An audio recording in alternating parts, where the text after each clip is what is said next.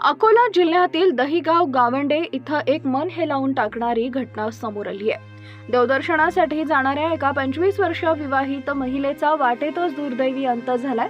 चॅनलवरती पहिल्यांदा आला असेल तर MM मराठी न्यूजला जरूर सबस्क्राइब करा। पल्लवी नवलकर असं मृत पावलेल्या 25 वर्षीय विवाहित महिलेचं नाव आहे। त्या अकोला जिल्ह्यातील दहिगाव गावंडे येथील रहिवासी आहेत।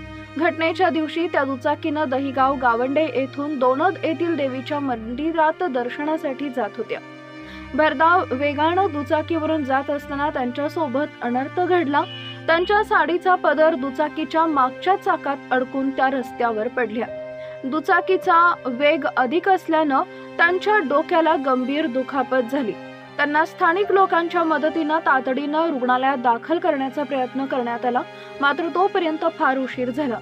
मोठ्या प्रमाणात रक्तस्राव होऊन पल्लवी यांचा वाटेतच मृत्यू झाला। या घटनेची माहिती पोलिसांना देण्यात आली आहे। पोलिसांनी आकस्मिक मृत्यूची नोंद केली असून पुढील तपास केला जातोय। 25 वर्षाच्या विवाहित महिलेचा अशा प्रकारे अपघातात मृत्यू झाल्यानं दहिगाव गावंडे गावात शोककळा पसरली आहे।